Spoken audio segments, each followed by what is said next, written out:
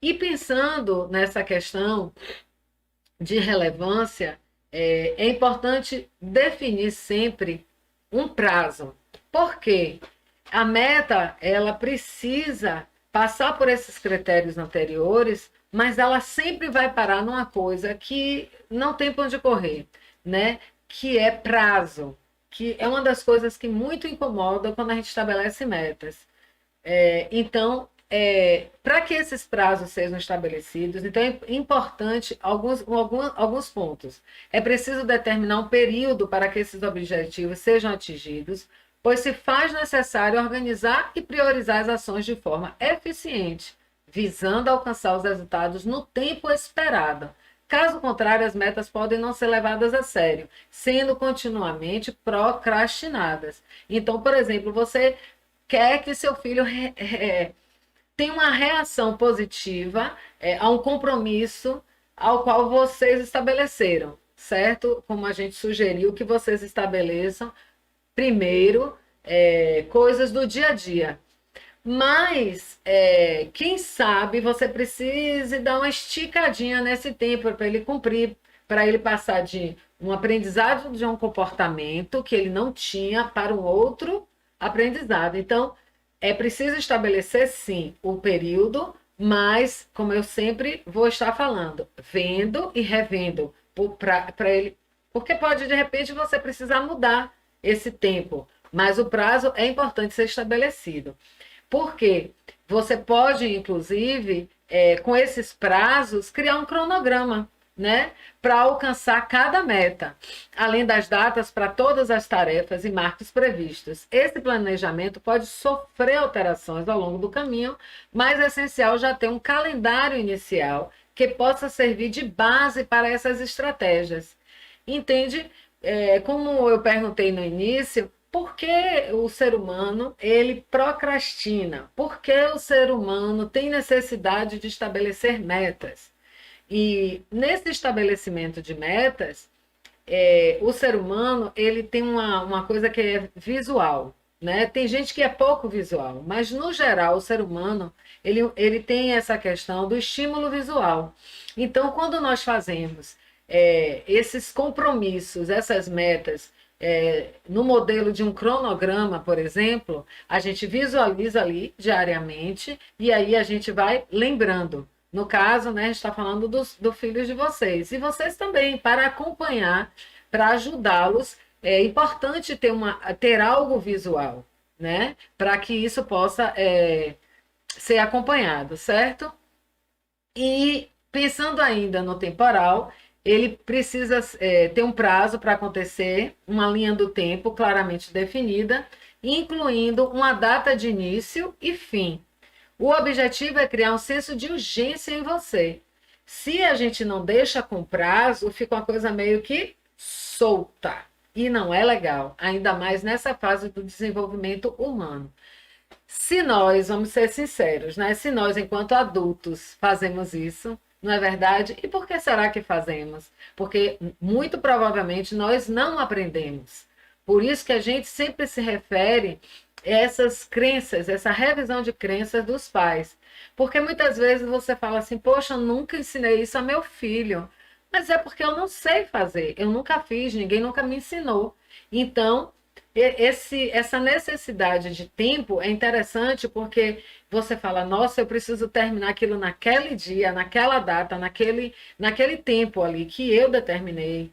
Então, isso é muito importante para não haver uma desistência ao longo do caminho, nem tampouco uma procrastinação, certo? Então, todos esses critérios foi pensando em o ser humano estabelecer e cumprir as metas. Uma metodologia simples, mas como a própria metodologia diz, é inteligente, ok? Então eu coloquei assim: quando começar a jogar o lixo fora? Quando começarei? Aquela história, né? Quando é que eu vou começar a fazer uma dieta? Ah, segunda-feira eu começo.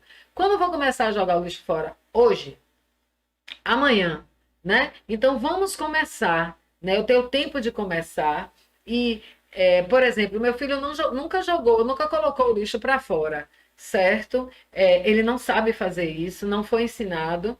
Então, vamos pensar que a gente precisa exercitar isso com ele 15 dias, uma semana, para ele não deixar de jogar o lixo fora e passar para também seguir para uma segunda etapa, uma segunda meta, que é arrumar seus objetos quando bagunça, por exemplo, ou arrumar a sua própria cama.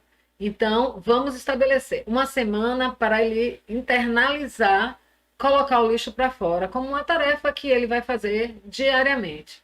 Então, vamos estabelecer uma semana. Começou dia 17 de março e vai até dia tal, certo? 7 dias você conta, coloca ali a meta e aí segue. Quando você vê finalizando e ele conseguiu cumprir, aí vocês sentam juntos e estabelecem uma nova meta, que seja arrumar a cama todos os dias, que seja arrumar seus objetos. Isso tudo, é claro também que eu estou falando num processo de você no início dizer, lembrar e ele criar autonomia para que você não precise ficar lembrando e falando, seja uma coisa que seja a sua rotina. Por isso que a gente colocou como subtítulo o poder da rotina, porque isso vai gerando autonomia em seus filhos. Então, assim, em quanto tempo consigo concluir as tarefas da escola, né? Porque às vezes a criança, né, fica ali demorando, demorando, e se os pais não têm atenção, eles ficam, né? A rede social entra, sai. Então, se ele tem um período de 1 hora de relógio, então vamos manter isso como uma meta. Vamos ver, meu filho, se você consegue. Não que você vá dar pressa em tarefas que precisem de 1 hora e meia, 2 horas, não é nada disso. Mas nós sabemos, enquanto pais, que se a gente não ficar observando essa questão do tempo, isso pode se estender porque existe uma distração aí, certo?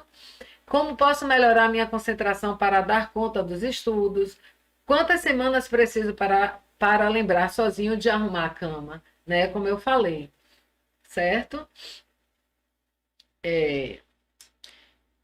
Pensando nessa questão do tempo, eu trouxe também alguns pontos bem interessantes, que é metas de longo e curto prazo. Por que que é bom pensar dentro desse critério de tempo? Como eu falei, você pode estabelecer coisas de curto prazo e você talvez tenha necessidade de estabelecer algumas metas de longo prazo. Então, metas de longo prazo podem ajudar a melhorar o foco, a motivação e o significado. Concentrar-se em uma meta de longo prazo pode ajudá-lo a superar pequenos contratempos que inevitavelmente acontecem ao longo do caminho. Então, metas de longo prazo são interessantes, porque à medida que o tempo vai passando, ele vai amadurecendo naquele processo de cumprir a meta, e isso vai trazendo significado à meta. Significado é esse objetivo que ele traduziu, né, como um cumprimento. Então, isso é bem interessante se pensar que muitas metas elas precisam não ser tão curtas para que exista um outro tipo de processo, né? E ele vai também, ajustando, estimulando a sua motivação, certo? Então, também não pensar só metas curtas, metas um pouco de longo prazo, para que isso seja um processo mesmo de amadurecer do seu filho, certo?